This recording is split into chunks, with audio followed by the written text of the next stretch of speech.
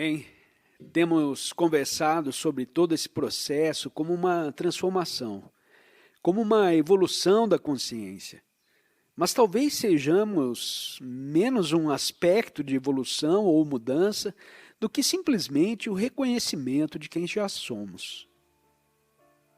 A maneira como o encaro a questão é que os estados de consciência estão sempre disponíveis se não os ocultamos por meio do apego a nossos próprios pensamentos. Todo ele está sempre disponível para todos nós. Porém, sabemos disso ou não, ou melhor, até que grau o conhecemos, depende de quem imaginamos que somos.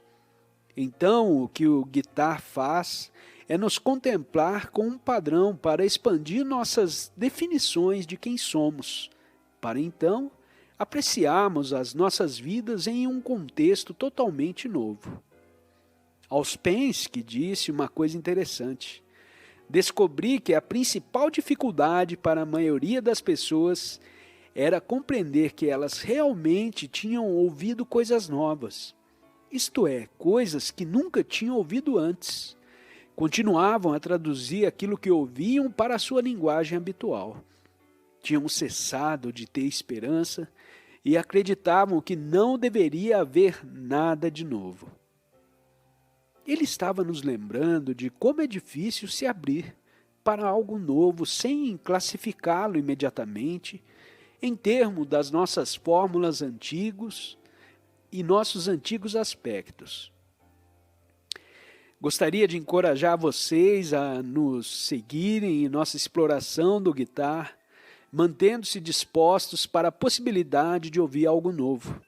Isto é, permanecendo abertos para uma nova perspectiva, para uma nova compreensão de como podemos perceber e viver nossas vidas.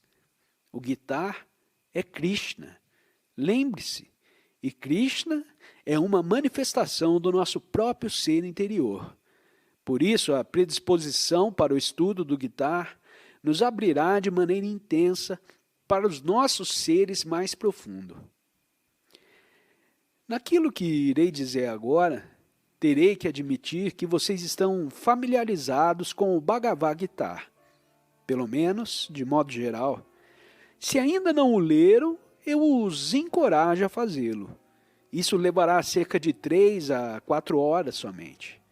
Sugiro que o leiam inteiro nessa primeira vez, como se fosse uma história muito interessante. Quem é Krishna, quem é Arjuna, e como se encontraram em situação tão difícil e peculiar, sentados em uma carruagem em um campo de batalha. Eu sugeriria ainda que planejassem ler o Gita 2 vezes mais.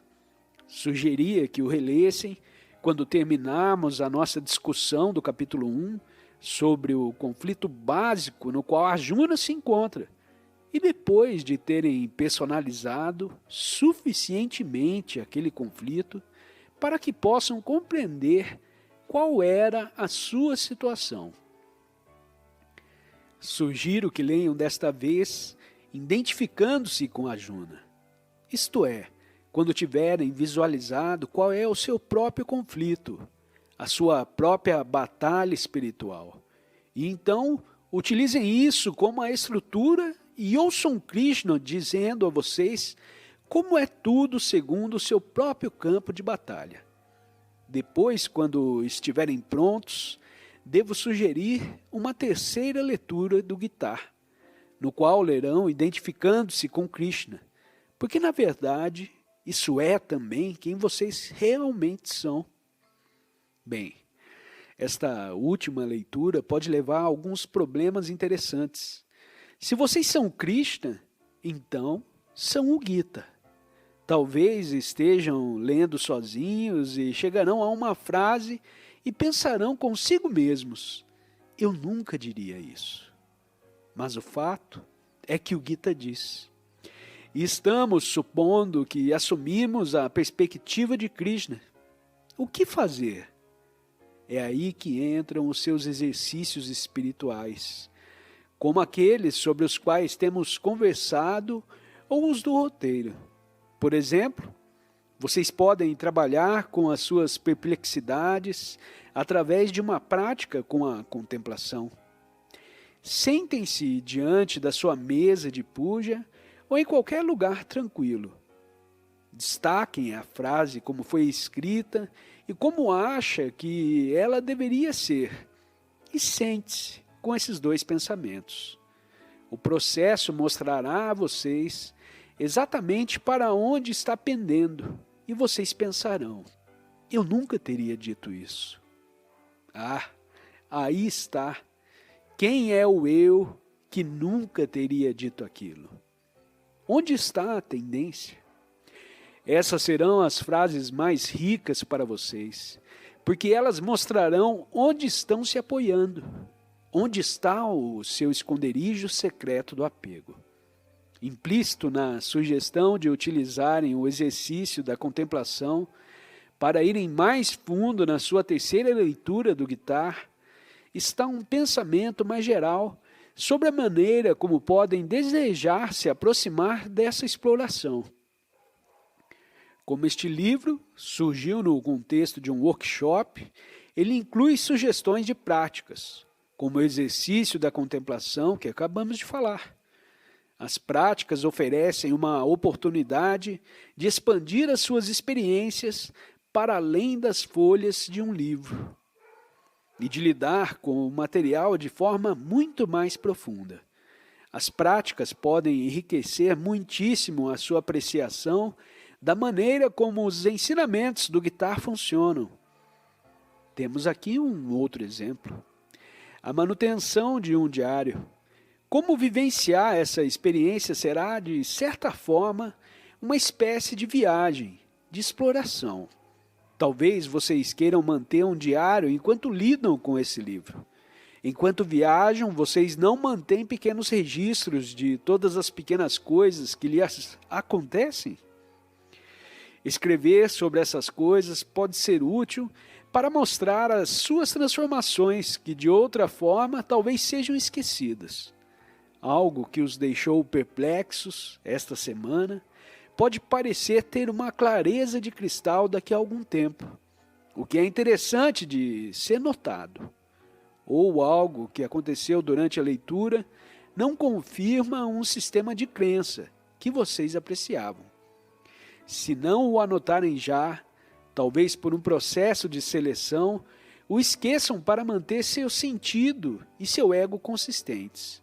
Por isso, os diários podem ser ferramentas muito úteis. Maharaj, meu guru, sempre manteve um diário. Todos os dias ele se fechava em sua sala e escrevia 2 páginas. Mas vocês podem perguntar: como seria o diário de um guru? O que ele escreveria? Seria: estive com muitas pessoas hoje, dei uma dica para elas, passei a tarde com Krishna, Rama e Cristo. Cristo está com uma aparência melhor agora. O que ele colocaria em um diário? Após Maharaj ter deixado o corpo, seus diários nos foram finalmente mostrados. Para cada dia, havia uma data e o nome do lugar onde ele estivera. E depois, 2 páginas onde estavam anotados os principais eventos do dia. Run, run, run, run, run, run, run, run, run, run, run, run, run, por 2 páginas. O nome de Deus era tudo que parecia ter sido relevante naquele dia, e no dia seguinte, e também no outro. Se vocês decidirem manter um diário, por favor, comecem agora.